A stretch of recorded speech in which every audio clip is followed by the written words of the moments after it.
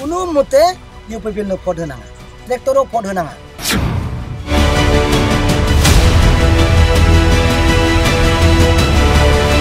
BLT मुभमेन्टआव हाग्रामा महिलारिया बे गामियावनो बे न'आवनो थानानै बर' रायजोखौ रैखा खालामनायनि खामानिखौ जुरिजेनदोंमोन। गामि कमलाबारि सालबारि। गोदो मानगोनां हाग्रामा महिलारिया बे गामियावनो थायोमोन आरो बे गामियाव थानायनिनो BTC-खौ दानायनि मोनसे ब्लुप्रिन्ट आरो थांखिखौ बिथांमोना लादोंमोन। गोबां मोजां मोनो बे रायजोनि दैदेनगिरिफोरा रायजो हाग्रामा महिलारिखौ मोजां मोनो जों दिनै मिथिनो मोनबाय।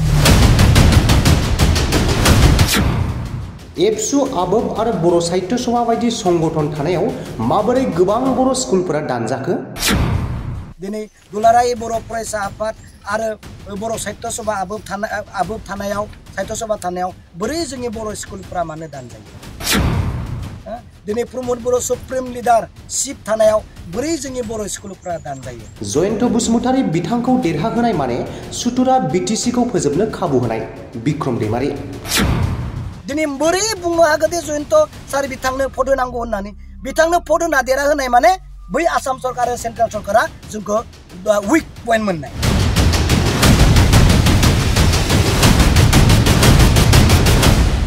सालबारि कमलाबारियाव आं दिनै दंफायो। रायजोफोरजों मोजां गाज्रि रायज्लायनानै जों मिथिनो मोनबाय गोदो मानगोनां हाग्रामा महिलारिया बे गामियावनो थायोमोन आरो बे गामियाव थानायनिनो BTC-खौ दानायनि मोनसे ब्लुप्रिन्ट आरो थांखिखौ बिथांमोना लादोंमोन।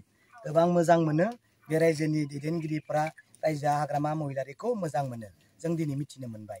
दा बे रायजोनो बिथांमोननि बे कमलाबारि गामिनि रायजो राजानो आं दिनै बेखौनो बुंनो नागिरदों दिनै BTR-आ मा जादों BTC-आ गोदो मामोन प्रमद बर' बिथांनि सरकार दानाया माबायदि हाग्रामा महिलारि बिथांनि सरकार दानाया माबायदि आं बिदिखौ दिनै रायजो राजानो दिनै फोरमायहोदों। आं दिनै बेखौनो बुंदों जे प्रमद बर' सरकार थानायाव माबोरै दिनै कलेजआ सरकारि जों खालामनो हाला होनना बोरै बुंजाखो? प्रमद बर' थानायाव बोरै एसेबां माखासे बर' स्कुलफोरा मानो दानजाखो? प्रमद बर' थानायाव बोरै सेन्ट्रेल गभर्नमेन्टआ बोरै NIT सेन्ट्रेल इउनिभारसिटिखौ तेजपुराव थां सिलचराव थां बङाइगावआव थां बोरै होनजाखो?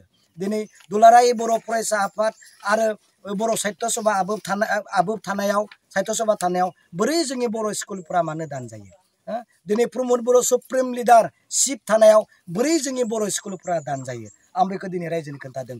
प्रमद बर' थानायाव आरो दुलाराय बर' फरायसा आफाद थानायाव 10खन कलेज बा कलेजफोरखौ सरकारि जों खालामनो हाला नोंसोर BTC-आनो खालामना लादो होननानै माबोरै बुंजायो?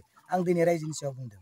दिनै आं बेनिखायनो बेखौनो जोबथानायाव बुंदों जे कुनु मते UPPL-नो भट होनाङा ट्रेक्टराव भट होनाङा।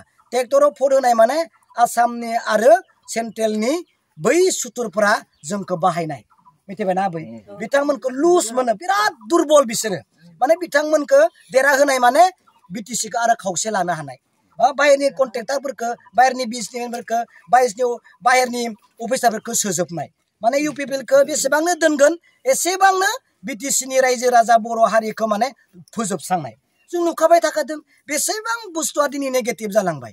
अब्ला दिनै एबसु बायदि संगठन थानायाव आबोब बायदि संगठन थानायाव बर' साहित्य सभा संगठन थानायाव बनसु आबोब BSU थानायाव दिनै BTC-आ मानो दिनै धंख जादों?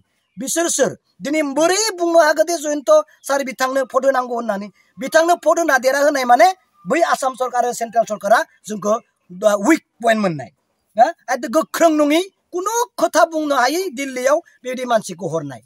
अब्ला दिनै खाम्फा सार बायदि मानसिखौ जों दिल्लीयाव हरोब्ला दिनै BTC-आ बासायोबा जोंनि भट होनाया मानो मिस थांनो मानो गोरोन्थि जानो? बेनिखायनो रायजोजों आं खावलायदों जोंहा जयन्त बसुमतारी सार बिथाङा गाज्रि नङा मानसि हिसाबै थिगानो रावखौबो गाज्रि मोना दुखु मोना बियो खिन्थु बेखौ देरहाहोनाय माने जों BTC-खौ आरो धंख खालामना लाबावनाय बेखौ बैसोसो देरहाहोगोन जों BTC मानसिया नङा बै बाहेरनिया आसामनि सेन्ट्रेलनि फैलायदों नै आलासिफोरा माने बेखौ देरहाबासो सेन्ट्रेल सरकाराव जेबो जाला जेबो बुंनो हाला आसामाव जेबो बुंनो हाला सेन्ट्रेलावबो जेबो बुंनो हाला बेनिखायनो रेडि जादों मोनसेबो भटआ जेन हेरफेर जायै बायदि खाम्फा बरगयारिनि बे नांगोलाव भट होना देरहाहोनांगौ